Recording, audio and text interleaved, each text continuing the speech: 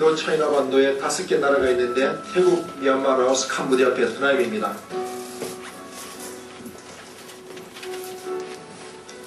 다 불교국이고 태국은 민주주의 체제를 가지고 있고 나머지 나라는 사회주의고, 이게 이제 힌두교의 아주 기본적인 조각사. 이거는 일곱 머리 용이 요한계시록에 나옵니다. 일곱 머리 또래를 큰 용 위에 불치가 앉아 있습니다. 아마 그 사탄이 성녀들에게 내 모습은 이런 거다 가르쳐 준 것 같아요.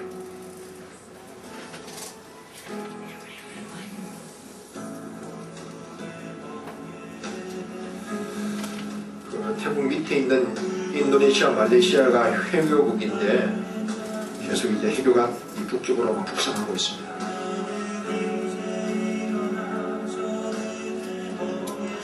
미얀마는 지금 군정인데 철권 통치를 하고 있는 나라입니다.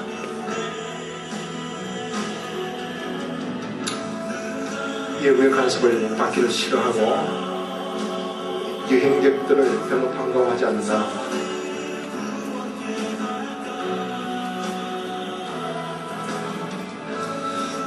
태국, 라오스, 미얀마 이 세 나라가 만나는 지역을 골든 트라이앵글이라고 그러는데 마약이 많이 생산됩니다.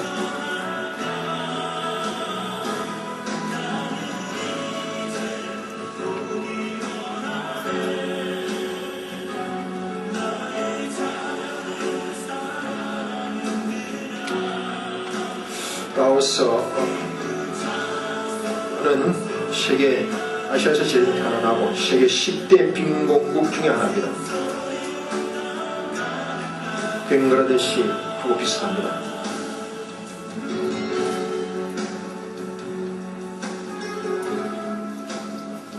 국민소득이 200불도 안 됩니다.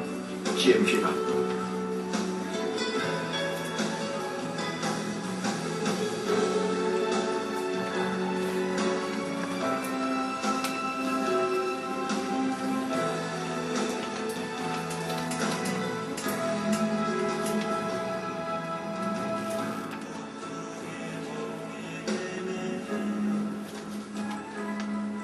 시장의 모습입니다. 시내 버스입니다. 사회주의 국가들 중에 캄보디아가 그래도 좀 최근에 선교의 자유가 좀 있었는데 선교를 무분별하게 해서 문이 또 닫히고 있습니다. 앙코르 와트입니다. 불가사의 중에 하나입니다. 크메르 루즈군에 의해서 한 200만 이상이 죽었는데 그때 죽었던 사람들의 해고를 가지고 지도를 만들어 놓았습니다.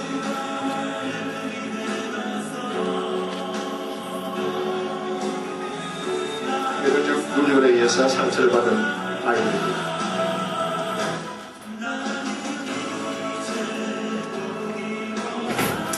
하나님께서 동남아를 품을 비전을 저와 우리 교회에 주었습니다. 캄보디아 신학교에서 강의를 하고 있는 장면입니다. 15명의 신학생이 아주 열심히 공부하다가 로마서를 강의했습니다. 베트남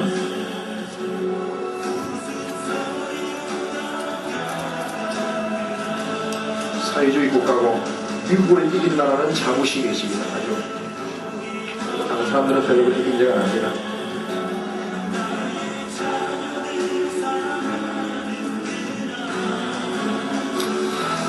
기독교 선교사들이 아주 활동하기 어려운 나라 중에 하나가 베트남입니다.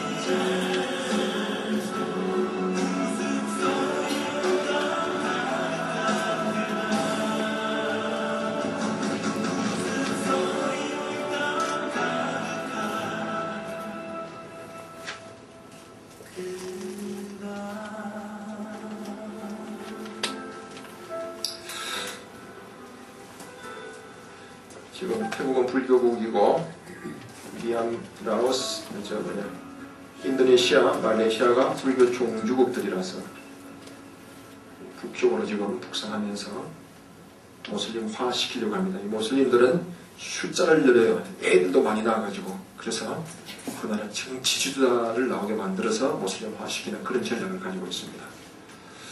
제가 하는 일이 이제 사명자성에 태국 목회자들을 초청해서 이렇게 또 1년에 한 번씩 태국 전체를 20개 지역으로 나누어서 즉 1년에 한 번씩 목회자들과 평신도 지도자들은 영적 문양을 하게 만드는 그런 작업을 합니다. 물론 한국교회 목사님과 연관을 해서 연결지어서 옵니다. 지금 열심히 강의하고 있는 분은 통합척 의정부에 있는 신곡장로교회 목사님이신데 북쪽 목회자들을 모시고 지금 집회하고 있는 장면입니다. 최태혁 목사님입니다.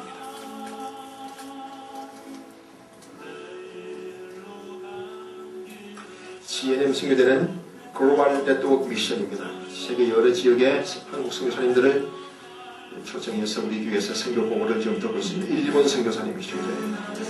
저분은 이집트에 계시는, 가나에 계시는, 일본 오사카에 계시는 유교환 선교사님, 조선족 목사님입니다. 함성호 목사님이라고.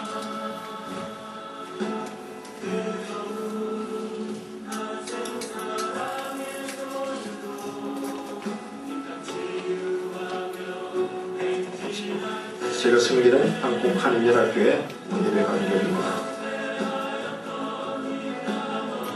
태국에 이 단기 선교팀들이 와서 하는 사역들입니다.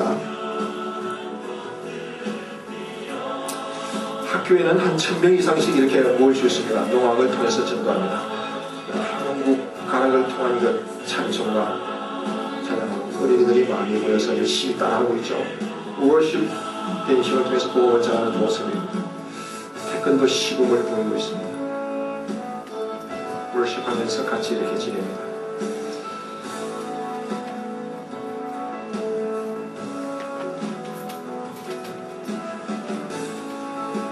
산족 복장을 한 아이들입니다.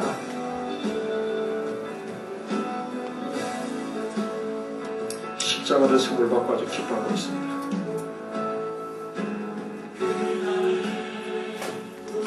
NK 갈릴리 사역은 탈북자 사역입니다. 북한에서 탈북한 동포들이 중국, 미얀마라고 그래서 방콕까지 오면 80명 가량 지금 우리 교회에서 지금 치료하고 있습니다. 그룹 성경 공부를 하고 있는 장면, 생일 축하 파티하고 있는 장면, 게임을 통해서 마무리를 내는 작업을 하는 장면입니다.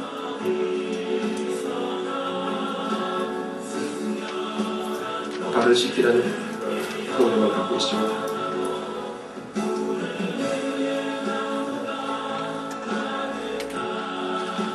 다들 상처가 많아요. 겉으로는 사람 같아도 속으로 아주 인격이 한 부분이 왕창 무너져 내리버린 영적 불구자들입니다.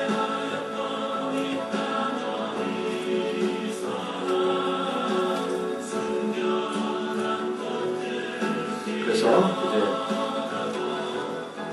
이제 700평 대지를 구입해서 여기서 선교센터를 지어서 조청에는 숙소를 넣어서 100명 정도까지 선교팀들을 받고 또 때로는 합숙 훈련도 하고 시험이라도 할 수 있도록 준비를 지금 하고 있습니다. 현재 우리가 예배드리고 있는 예배 처소 광경입니다.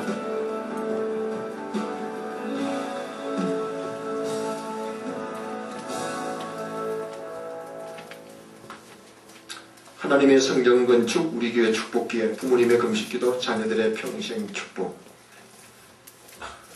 하나님께서 우리를 인도하는 방법이 두 가지가 있는 것 같습니다. 하나는 우리 마음의 소원을 두고 행하시는 하나님, 내가 하고 싶은 것, 내가 잘 할 수 있는 것, 그거 열심히 하다 보면 하나님의 뜻이 이루어져요. 또 다른 하나는 나는 원치 않지만은 하나님께서 억지로 이렇게 끌고 갑니다. 마치 베드로를 내가 젊었을 적에는 원하는 곳으로 네 마음대로 다녔지만 늙어서는 이제 원치 않은 곳으로 내가 너의 허리에 띠를 띄우고 데리고 가겠다 해서 십자가에 거꾸로 매달려 죽는 순교의 자리까지 이르게 만들었습니다. 저 같은 경우에는 사실 후자예요. 저는 사실 훈목으로 오래 있고 싶었습니다. 훈목이 저 체질에 사실 맞았어요. 같이 운동하고 젊은이들하고 뛰고 훈련받고 하는 게 정말 얼마나 기뻤는지 모릅니다. 그래서 여기가 내 사역지다 이렇게 생각했는데 하나님의 생각은 또 저의 생각하고 달랐던 것 같습니다. 제가 이제 군목으로 오래 있으려면 제일 힘든 부대가 어디냐? 그거 찾아서 갔는데 그게 제1공수 특전여단이었어요. 그래서 거기서 낙하산 타고 뛰어내리면서 사실 죽을 고비를 넘겼습니다. 그 고비를 넘기고 난 다음에 하나님의 부르심이 태국이다 해서 건너갔는데 이 건너간 지가 오늘 19년째가 되었어요. 정말 제가 방콕에 간 지가 눈 깜빡하니까 20년이 되더라고요. 세월이 얼마나 빠른지 모르겠어요. 저 갈 적에가 군대를 우리 신 목사님하고 같은 부대에서 제대를 했는데, 신 목사님이 저보다 조금 더 일찍 제대하고 그 다음에 제가 제대했는데 20년 만에 만난 게 되죠. 제가 제대하고 태국 갈 적에는 30대 초반이었는데 눈 한번 깜빡하니까 20년이 지나버리더라고요. 세월이 얼마나 빠른지 모르겠어요. 그래서 요즘은 정말 하루하루 어떤 때는 한 시간 한 시간이 귀하다. 그걸 느껴요. 제가 가서 한 사역 중에 여러 가지 사역이 있는데 그 중에 하나가 이 탈북자 사역입니다. 이 탈북자 사역은 제가 처음부터 하려고 한 게 아니에요. 6년 전부터 중국을 거쳐서 그것도 이제 아무 여건도 없이 태국까지 들어오는데 남쪽 쿤밍이라는 데까지 내려와가지고 거기서 미얀마나 라오스에 들어가가지고 또 그 국경을 통과해서 태국 국경 통과해서 어떤 때는 베트남도 가고 저 캄보디아도 가서 또 올라오는 경우도 있고 말입니다. 아니, 탈북자들이 여건 없이 국경을 최소한 3개 내지는 4개씩 거쳐서 옵니다. 그런데 중국, 미얀마, 라오스, 물론 월남에서도 가긴 합니다만은, 캄보디아에서도 가긴 합니다만은 또 태국 와서 가고. 근데 태국에서 지금 많이 들어가요. 근데 태국에서 우리 방콕 한인연합교회가 탈북자를 관리한다는 걸 알기 때문에 다 찾아보고 지금 다 80명이 있어요. 태국 정부가 정말 감사하게도 그렇게 불법 입국자가 있어도 알면서도 이렇게 좀 봐주더라고요. 원래 아무런 여건이나 증명서 없이 남의 나라에 입국하면은 이미그레이션 감옥에 보내가지고 추방시키게 돼 있어요. 근데 일단 종교시설에 딱 들어오면은 여기는 거룩한 종교시설이기 때문에 타치를 안 한다. 만약 들어와가지고 다 붙잡아 가버리면 어떻게 합니까? 근데 참 고마워요. 근데 오는 과정들을 한 사람 한 사람 얘기 다 들으면은 한 사람들마다 다 사연이 다 있더라고요. 어떤 사람은 한국에서 돈을 붙여주면은 뭐 비행기 타고 오는 사람도 있고, 버스도 타고 하고, 기차도 타고 오기도 하고, 다음에 트럭 뒤에 매달려서 오기도 하고, 심장이 묶여가다가 그 쇠사슬도 끊어버리고 도망쳐서 뛰어내려서 오기도 하고요. 냄비 하나 가지고 밥 해먹어가면서 또 걸어서 오는 친구도 있고요. 사연이 가깝네요. 한 사람 얘기만 딱 하죠. 은주라고 하는 여자애인데, 하여튼 중국에서 압록강 국경 건너서 연변이라는 지역까지 왔어요. 연변에 자기 예삼촌이 그 마을에 살았어요. 근데 탈북자들은 마을에 좀 내려오기도 하지만은 또 어떤 때는 단속이 심하면은 산에 이렇게 숨어 있어야만 합니다. 토굴 속에서 숨어 있다가 시간이 기회 봐서 단속이 좀 더 음해질 적에 내려와서 또 이렇게 남쪽으로 와서 내려오기도 하는데 아주 단속이 심할 때였어요. 걔도 하여튼 중국에서 복음을 들었어요. 이 은주라는 얘가 자기 어머니하고 같이 내려왔는데 근데 얘가 교회 가고 싶어가지고 하여튼 토요일만 되면은 엄마는 복음에 대해서 모르니까 무슨 핑계를 대든지 마을에 내려와가지고 예삼촌 집에서 밤 자고 주일날 예배 드리고 또 산으로 올라오는 거예요. 엄마 그걸 알고는 엄마는 도저히 못 말리니까 남동생한테 말했어요. 은주 가면은 걔 교회 가려고 가기 때문에 쫓아보내라고. 알았다고. 토요일날 또 엄마한테 구워 삶아가지고 또 마을로 내려가서 연변 마을로 내려가서 예삼촌 하룻밤 자고 가야 되겠다고 그랬더니 너 교회 가려고 왔지? 그러려면 가라면서 쫓아버려요. 눈물 흘리면서 쫓겨간 거예요. 삼촌 안 지어주니까. 그런데 그날 밤에 중국 공안하고 북한 공안이 그 마을을 덮쳤어요. 그 마을에 탈북자들이 많이 이렇게 스며있다는 걸 알고 집집마다 다 수술을 해가지고 다 붙들어갔지 아주 피자마자 칠 싸가지고 말입니다. 엄지손가락을 엮어가지고 가기도 하고 피자마자 끌고 가면은 뭐 때로는 공개 처형을 하기도 하고요. 무기수로 아주 감옥에 집어넣기도 하고. 근데 은주는 그날 그게 없었기 때문에 살아났어요. 그래서 자기는 말입니다. 자기 동료들의 삶도 대신해야 된다는 그런 사명감을 가지고 그래서 이제 내가 여기서는 도저히 있을 수 없다 해서 대구까지 왔어요. 그러면서 말입니다. 낮에는 자고 밤에 걸어오거든요. 그럼 산으로 산에서 오니까 그냥 하나님의 인도만 기다리면서 기도하면서 오는 거예요. 얼마나 크게 가지고 기진맥진하겠습니까? 한 번은 완전히 갇힌 상태가 돼서 기도해서 하나님 이스라엘 민족을 광야를 통과하게 만드실 때에 만나와 매출하게 내리시지 않았습니까? 저에게도 그 만나 매출하게 내려주시면 순진하게 기도하면서 그대로 꽉 쓰러졌는데 그 간증을 들으니까 말입니다. 소와 이게 별을 포함하는데 그게 얼굴을 박박한다는 겁니다. 그러던 나중에 하는 말이 하나님 감사합니다. 스폰지 깔아주셔서 감사합니다. 그렇게 기대했다는 거예요.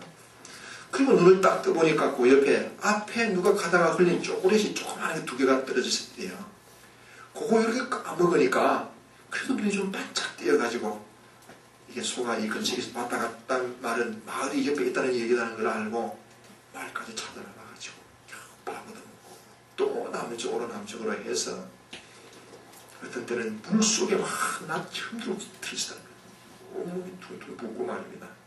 나와가지고 극구해서 남한까지 와가지고 우리 교회에서 열심히 지내다가 지금 한국 와가지고 한꿈학교라고 하는 대안학교에서 꼭 자기는 신학을 공부하겠다고 목사가 되겠다고 결심을 했어요. 앞으로 말입니다. 이 탈북자들이 자꾸 많아지는데 이 한국 사회에서도 자꾸 왕따시켜서는 안 되고 교회나 또 직장에 학교에서 잘 스며들어갈 수 있도록 만들어서 적응하도록 만들어야 합니다. 물론 한국 사람들도 한국에 적응하기 힘든 여러 가지 힘든 현실인데 탈북자들이 적응하기는 결코 쉽지는 않습니다. 그러나 도와줘야 돼요. 그러지를 않고 자기들끼리 이렇게 또 이렇게 소외된 사람끼리 있으면은 이것도 나중에 사회 문제가 되어서 하나의 어떤 폭발할 수 있는 그런 큰 문제점을 아는 집단이 되더라. 그런 말씀입니다. 그래서 탈북자들이 이렇게 태국에 오면은 태국에는 남한에서 온 한인 목사입니다. 북한에서 온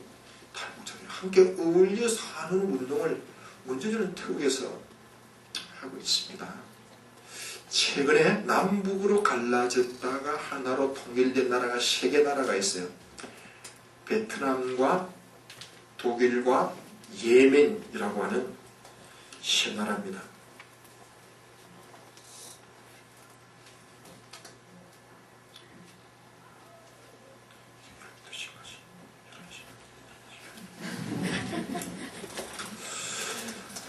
독일은 서독이 동독을 흡수하는 통일을 했습니다. 그런데 흡수는 했습니다마는 10년이 훨씬 넘었는데도 안정이 되지를 않고 계속해서 불안한 사회적인 요소가 됩니다. 이 차등 때문에, 서독과 동독 차이 때문에. 그 다음에 베트남은 전쟁을 통해서 공산화된 나라예요. 흡수 통일도 사실 바람직하지 않습니다. 전쟁을 통해서 공산화가 될 수도 있고 민주주의로 통일이 될 수 있습니다. 남북도. 그러나 전쟁을 하는 그 순간 아마 우리나라는 세계 꼴찌가 될 거예요. 전쟁을 하지 말아야죠.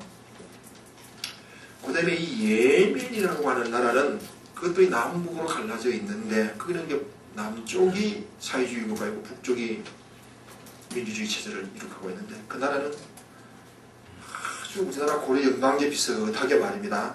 합법적으로 회의를 통해서 환상적인 연합을 했어요. 그래서 북쪽에서 대통령 내고 남쪽에서 부대통령 내고 북쪽에서 국무총리 내면은 남쪽에서 이제 부총리 내고, 북쪽에서 국방부 장관, 남쪽에서 뭐 또 이렇게 외무부 장관, 이런 식으로 해가지고 완전히 자리를 완전히 평등해가지고 딱 통일을 했는데, 사회주의 국가와 민주주의가 남북으로 갈라져 있는 그 나라가. 그런데 1년 후에 내전이 일어났어요. 그래가지고 다시 이제 다행히 이 민주주의 쪽이 승리를 해서 지금은 이제 민주주의 체제로 나라를 형성하고 있습니다.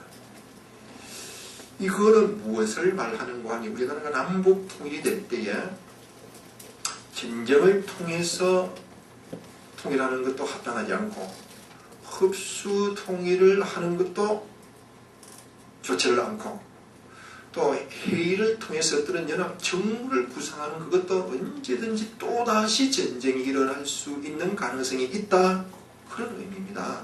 그래서 우리나라가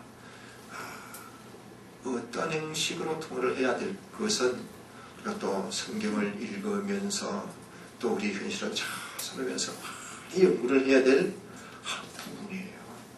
그래서 애들은 많은 교류들을 통해서 점진적으로 해나가야 될 부분이 아니냐. 자, 우리 한국교회가 세계 선교를 감당해야만 할 세 가지 이유가 있는데, 오늘 이 2부 예배 때는 세 가지 다른 말씀드리지를 못하고 한 가지만 좀 간단히 이 얘기를 드리려고 합니다. 하나님께서 우리 민족을 통해서 세계 선교의 마지막 주자가 되게 할 놀라운 계획을 하나님께서 가지고 계시다, 그런 뜻이에요. 주님께서는 믿는 우리들을 가르쳐서 복음의 제사장이다, 사도 바울을 통해서 그렇게 말씀을 했습니다. 여러분, 원래 제사장은 구약에 나오는데, 이 제사장의 큰 역할 두 가지가, 자기 민족들이 하나님 앞에 제물을 가지고, 짐승을 가지고 나오면은 그 사람을 위해서 중보기도 드리는 일 하나와, 그 다음에 또 그 제물을 하나님 앞에 드리는 일이에요. 그런데 우리가 이제는 예수님께서 십자가에 달려 돌아가심으로 말미암아, 히브리서 9장 2절 같으면은 주님께서 단번에 십자가에 달려 죽으심으로 말미암아 영원한 속죄를 이루셨다, 그렇게 말씀했습니다. 이 영원한 속죄라고 하는 말은 아담 하와가 지은 죄로부터 우리가 지은 죄, 모든 인류의 죄, 심지어 우리가 앞으로 지을 죄까지도 다 짊어지시고 십자가에 달려 돌아가셨어요. 만약에 우리가 속죄를 위해서, 우리의 구원을 위해서 우리가 뭐 또 다른 고난을 대신 받아야 한다, 그럼 그거는 이단이에요. 그거는 예수 그리스도의 십자가의 공로를 오히려 깎아내리는, 인정하지 않는 일을 하는 것이기 때문입니다. 사도 바울이 예수 그리스도의 남은 고난을 그의 몸된 교회를 위해서 내 육체에 채우노라라고 하신 이 말씀은, 그 예수 그리스도의 남은 고난은 내 속의 고난이 아니고 이 예수님이 우리를 위해서 십자가를 지셨다라고 하는 복음을 전하는 선교를 통한, 선교하는 과정에 있는 이 고난들을 가리켜서 예수 그리스도의 남은 고난이다, 사실은 그렇게 말씀을 했거든요. 자, 여러분, 신약 성경 마지막 부분에 보면은 거기에 다 선교 명령이 나와 있어요. 마태복음 28장 16절 이하에 보면은 너희는 가서 모든 족속으로 제자를 삼아 아버지와 아들과 성령의 이름으로 세례를 주고 내가 너희에게 분부한 모든 것을 가르쳐 지키게 하라. 보라, 세상 끝날까지 항상 너희와 함께 있으리라. 임마누엘을 약속하셨습니다. 사랑하는 성도 여러분, 주님께서 이 시간도 살아계셔서 예배를 받으시고 우리와 함께 계시는 줄 믿습니다. 그런데 여러분, 주님이 임마누엘을 언제 누구에게 약속했느냐 하면은 마태복음 28장 마지막 절 20절에 보면은 선교 명령을 내린 다음에 그 그 선교 명령에 순종하는 자들에게 임마누엘로 동행하겠다 약속하셨습니다. 그래서 우리가 우리의 삶 전체가, 우리의 삶의 미래가, 아니 우리가 가지고 있는 건강, 경험, 재능, 재물, 자녀, 그 모든 것이 주의 복음을 증거하는 데 쓰여질 때에 주님께서 우리와 임마누엘로 동행하겠다 약속하신 줄 믿습니다. 마가복음 16장 보면은 말입니다.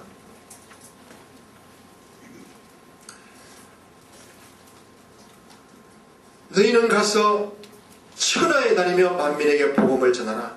믿고 세례를 받는 자는 구원을 얻으시고 믿지 아니한 자는 정죄를 받으리라. 누가복음 24장 마지막 장에도 말입니다. 제3을 얻게 하는 이 회개의 세례가 예루살렘에서부터 모든 족속에게 증거되어야 하리니 너희들이 바로 이 일의 증인이다. 요한복음 1장 주님께서 21절에 말씀하시기를 아버지께서 나를 보내신 것 같이 나도 너희를 보낸다. 그러니까 예수님은 하나님 아버지의 보냄을 받은 최초의 선교사이었어요.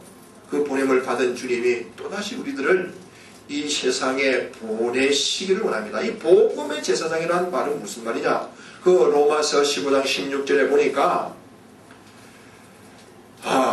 이 제사장이, 원래는 구약의 제사장은 제물을 하나님께 드리는데, 그런데 이 복음의 제사장이 하는 역할은 무엇인고 하니 믿지 아니하는 이방인들을 하나님 앞으로 데리고 나오면은 그것이 바로 하나님께서 받으심직한 예물이 된다.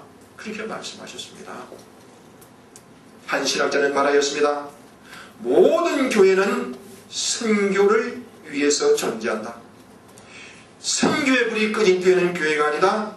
그러므로 선교의 불이 꺼진 교회를 이제는 교회라고도 하지 말라. 왜? 그 교회는 이미 하나님께서 그 교회의 촛대를 옮겨셨기 때문이다.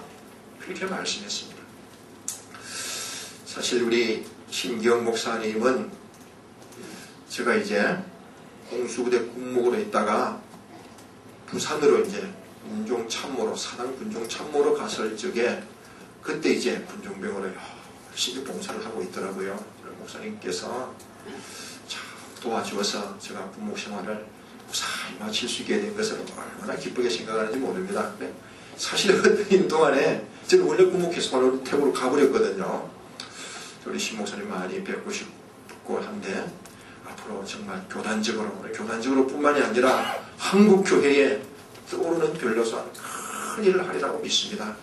나는 여러분들이 그런 사명을 가지고 있다고 믿습니다. 그래서 정말 하나님께서 한번 이렇게 여러 교회들 중에 교회가 하나 부족해서 있는 그런 교회가 아니라 하나님께서 마지막 때에 마지막 선교 주자로서의 사명을 감당하기 위해서 존귀하고 영광스럽게 쓰시려고 세우신 교회인 줄 믿습니다. 그래서 여러분들이 하나님 앞에서 한번 이렇게 쓰임받다가 꺾이는 바빌론과 같은 그런 인생이나 그런 존재, 그런 교회가 아니라 끝까지 쓰임받다가, 저도 말입니다. 하나님 앞에 나오지 기도할 적에 하나님 저를 쓰시겠습니까? 주님이 쓰신다면 제가 변신하겠습니다. 그런데 한번 쓰임받다가 이렇게 버림받는 그런 존재가 되지 마시고 끝까지 쓰임받게 해달라고 그 기도를 드렸어요. 왜? 많은 사람들이 중간에 도종하찮은 사람들이 굉장히 많더라고요. 목회자 중에도 많더라고요. 기독교가 생명의 길이기 때문에 들어선 사람들이 많습니다. 그러나 이 길이 가시밭길 아닙니까? 그래서 포기한 사람이 지금 얼마나 많은데, 그래서 끝까지 쓰임받게 해달라. 존귀하고 영광스럽고 권세 있고 능력 있게 쓰임받다가 주 앞에 설 때 진정으로 멸류관의 주인공 되는 저와 여러분들이 되기를 주의 이름으로 축원합니다. 지금 여러분 우리가 이 걸어가는 길이 가시밭길이에요. 복음의 길이 가시밭길. 고난을 통해서 복음이 증거되었어요. 앞으로도 고난이 있을 것입니다. 제 친구 중에 이영기 목사라고 하는 분이 풀로에서 공부하면서 논문을 썼는데 논문 제목이 고난과 선교예요. 이 고난이 선교에 미치는 영향이라고 하는 제목으로 논문을 썼는데 그걸 가지고 철학 박사님 학위를 받았어요. 고난은 필수적이에요. 고난이 면제된 사람은 하나도 없습니다. 저나 여러분들이나 인생길 걸을 때에 사실은 가시밭길이거든요. 여러분 가시밭길을 걸으면 어떻게 됩니까? 가시밭길을 걸으면 발바닥에 가시가 박히게 되어져 있죠. 그런데 그때 말입니다. 내 인생이 이렇게 고달프다면서 가시 빼내겠다고 주저앉아 있으면 안 되는 겁니다. 그건 어떻게 되느냐? 인생은 어차피 가시밭길이다. 가시밭길 걸으면 가시가 발바닥에 박히게 되어 있지. 나는 모르겠다. 그냥 걷자 해서 계속 그러면 발바닥에 굳은살이 박힐 줄 믿습니다. 그러면 진리도 안 아프게 되는 거예요. 사실 여러분, 저와 여러분들이 그냥 여러분들 방콕에서 목회하는 한 선교사가 왔다 같은 생각이 마시고, 앞으로 제가 목사님의 꿈을 비전을 잠시 들었는데, 중학교 졸업하고 중고등부 졸업하고 청년 대학부 졸업할 때마다 이 선교지를 방문하는데, 여러분 태국이 앞으로 선교의 중심지가 됩니다. 틀림없습니다. 지금도 동남아의 교통과 경제 중심지예요. 그래서 이 복음이 세계를 쫙 돌면 예루살렘에서 시작해서 안디오로 갔다가 로마로 갔다가 영국 갔다가 대서양을 건너서 미국에서 한국으로 왔어요. 이제 끝 선교라는 게 뭡니까? 한국 중심에서 동남아 선교하고 중동 선교하고 예루살렘으로 들어가게 되어져 있어요. 협력해서 하나님의 뜻을 이루는, 하나님의 마음을 기쁘게 해드리는 이 한 교회가 되기를 주의 이름으로 축원합니다. 기도하시겠습니다.